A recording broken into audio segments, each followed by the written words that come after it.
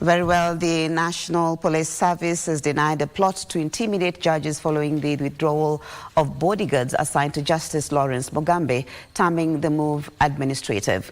Acting Inspector General of Police Gilbert Masengeli says the service made necessary arrangements to ensure the safety of Justice Mugambe, that it is guaranteed even after recalling the 2 bodyguards assigned to him for training. And Timothy Kipnusu reports Masengeli, however, did not comment on his 6-month jail term handed down by Justice Lawrence Mugambe.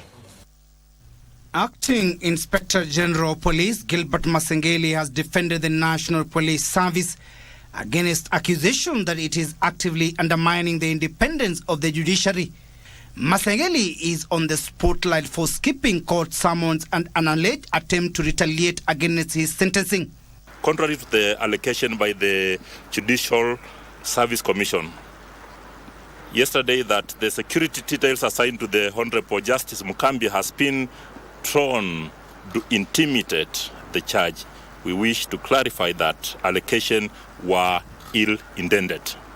On Monday, Chief Justice Martha Koome demanded the reinstatement of Justice Lawrence Mugambe's security, accusing the police of attempting to intimidate judges. Masengeli, in his defense, has maintained that the service had made necessary arrangements to ensure the absence of the said officers does not lead to a security lapse. The 2 security officers in question are general duty officers, and they were therefore recalled to attend VIP protection security training, and also were replaced by 2 VIP protection officers from the Judicial Police Unit. I strongly condemn the intimidation of Honorable Justice Lawrence Mugambe. We must all take cognizance of the appeal processes provided in our laws for any party who feels dissatisfied with a court ruling, rather than resort to revenge missions against the judiciary. Such actions, Mr. Speaker, not only seek to undermine the authority of the courts, the administration of justice, but also suggests that judicial decisions can be influenced by external factors other than the law. Masengeli is facing a 6-month jail sentence handed down by Justice Mugambe after he allegedly failed to honor court summons. Masengeli says he had been on assignment in the coast and the northeastern regions on the said dates. It is in the public domain that at the time the Inspector General was summoned to appear in court, he was actively involved in security assessment in the coast and northeastern regions in compliance with the duties that are assigned to him. The acting Inspector General is holding fort for a substantive police boss whose nomination is set to be considered by Parliament soon. Mambo yaliyo kotini hatuongei kwa mitandao. Asanteni. Now, President William Ruto on Tuesday chaired the first meeting of the newly constituted cabinet at State House, Nairobi. The president told cabinet members to participate in issues related to their ministries and in matters of national importance. He also advised the cabinet meetings that the committees must take precedence over other engagements.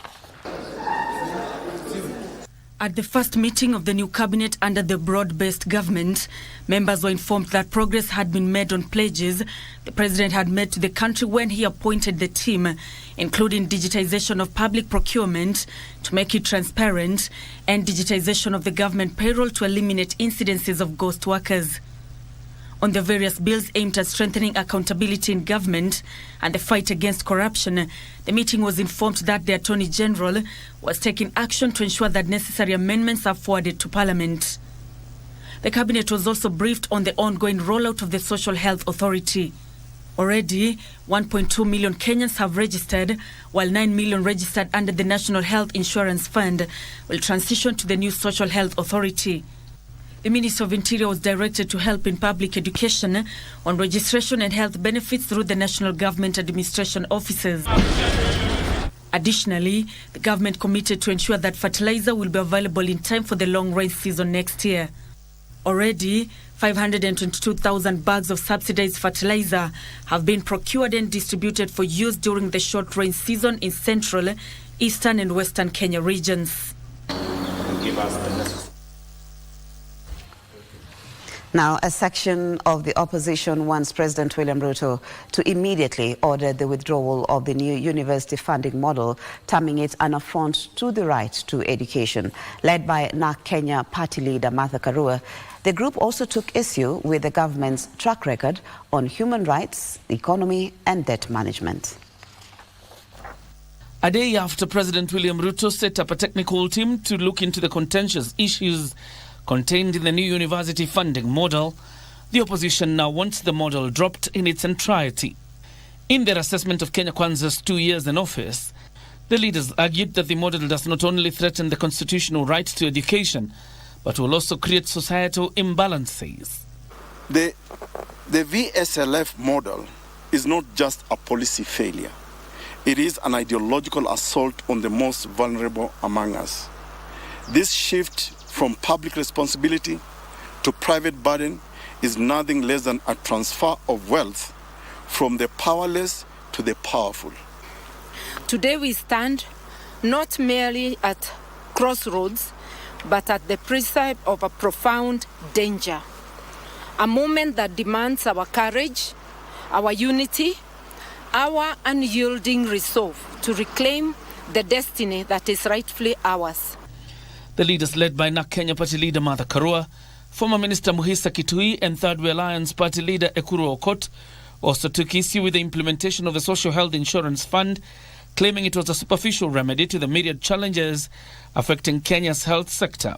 We cannot, in good conscience, allow our people to suffer and die from preventable causes while funds are misallocated and mismanaged.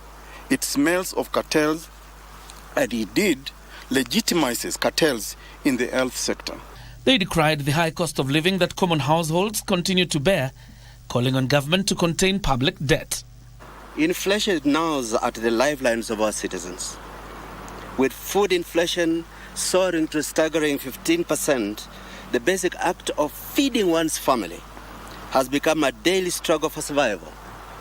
The Kenyan shilling's precipitous fall against the US dollar erodes the mega earnings of hard-working Kenyans. They have also called on President Ruto's administration to deal decisively with corruption while observing human rights and constitutional principles. A government's foremost duty is to safeguard the welfare of its citizens, and especially their fundamental rights and freedoms as provided by our foundational principles in Article 10 and the Bill of Rights. The clandestine dealings with foreign entities, shady entities, such as the 30-year concession of our Jomo Kenyatta International Airport to Adani for a mere $1.8 billion, betray our very sovereignty. Now, doctors at Nairobi Hospital maintain that their go-slow, which started at midnight on Monday, is on, with the medics only attending to critical cases and not making new admissions. Speaking on Tuesday, the doctors vowed to continue pushing for what they termed as a need for urgent reforms in the hospital's management. Here is Joseph Wakongo with the details.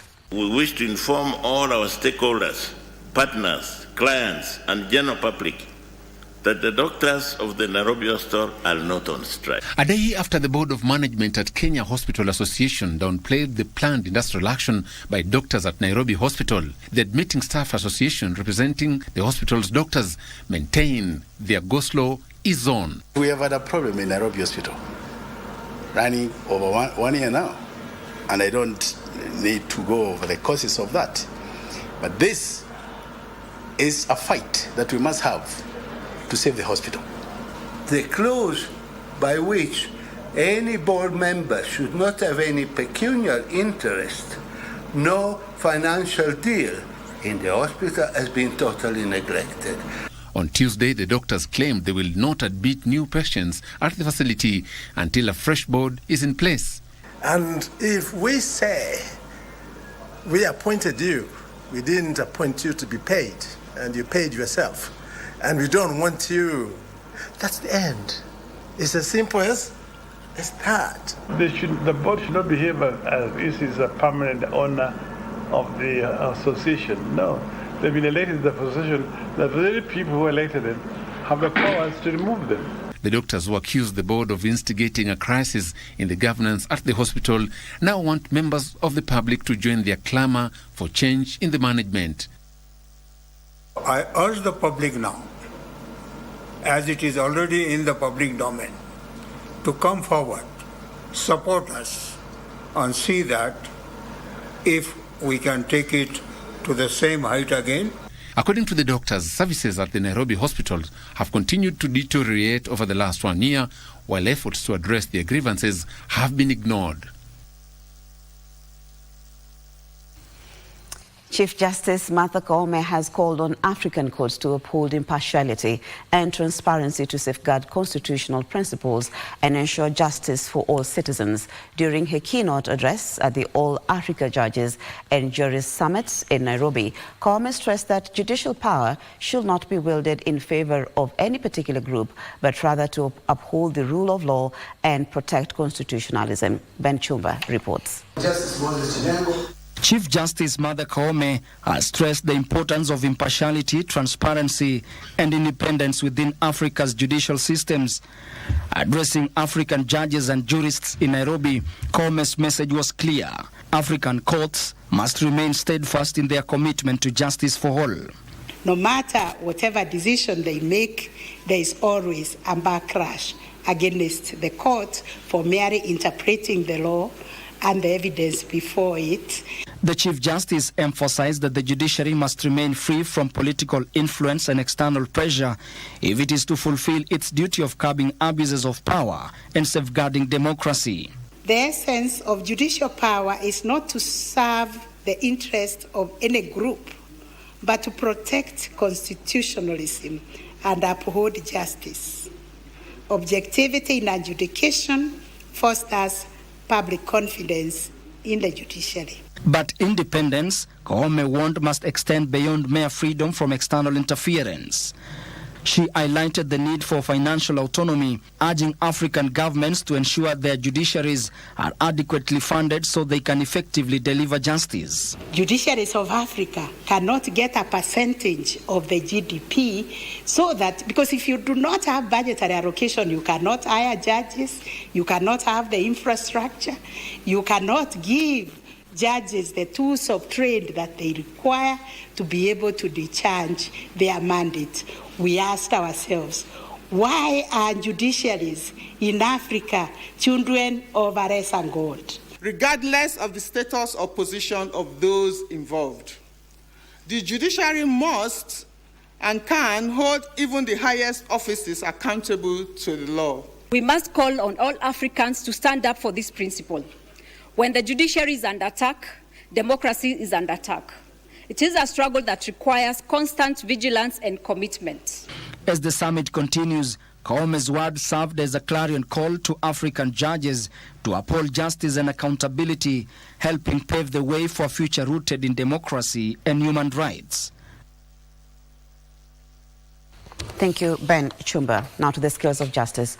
Over 30 members of the County Assembly from Wajir and Mandera counties have filed a habeas corpus at Milimani High Court in Nairobi regarding the alleged abduction of Dela Ward member of County Assembly, that is Yusuf Hussein, last Friday. Now the leaders say efforts to trace Hussein have been futile and they now want him produced in court dead or alive. Details in the scales of justice. Exactly 5 days since the Delaware MC of Wajir County Assembly Yusuf Hussein went missing in the capital city of Nairobi. Leaders from Northeastern region claim he was abducted along Enterprise Road on 13 September 2024 at around 9 p.m. while aboard a taxi. At a gunpoint, they forced the driver to stop the vehicle and they drove away with our colleague. Tunataka serikali kwa sababu hawa ndio watu wa security watutafutia vijana wetu, mheshimiwa na vijana wetu wote waletwe, kama wako na hatia waletwe kotini. Led by Wajir County Assembly Speaker Abdullah Yusuf, they expressed confidence that the courts will help unearth the whereabouts of the missing MC after security apparatus failed to do so. Every day that goes without us having any information about him is troubling to us, is a very big concern to his community, is a very big concern to his electorate, and is causing instability in the Wajir County. We are not living in the era or the times where laws are ignored. We are not living in the dark era of arbitrary decisions and unchecked power. The county assemblies of Mandera, Wajir, Garissa have indicated here they have trust in the law and in the due process, and that is why they have instructed me to go to court. Even as the details for the missing Dela MCA remain to be scanty, the leaders and the MCAs are calling for transparency in the whole exercise in locating their loved ones. Elsewhere, Makadara locals in Nairobi, Lucinyo Kabi Mathenge took a plea after numerous postponements. She is accused of obtaining 640,000 shillings for the sale of a parcel of land in Ruai, which is allegedly part of the Embakasi Ranching Company. Makadara Principal Magistrate Mary Njagi ordered her release on condition that she deposits a cash bill of 100,000 shillings. Na obtaining by false pretense. So, huwezi peana board kuliko ile amount unadaiwa. Well, for me, I think there was mischief. There was mischief somewhere. But finally, I'm happy that plea has been read because that is what we wanted. Pre-trial is set for 23rd October 2024. Ruth Wamboi for Good Morning, Kenya. Thank you, Ruth. Now, police are investigating an incident that resulted in injuries to two journalists while they were covering a fire incident at Roto Tank Company. Fred Mochama, a cameraman from KBC, and Victor Mogoa of K24 were allegedly assaulted by staff from the said company as they attempted to document the unfolding situation. Now, the confrontation not only left the journalists injured, but also caused significant damage to their cameras. The journalists reported the assault at Ruben Police Station. The incident raises concerns about the press freedom, the right to access to information, and the safety of journalists in the line of duty.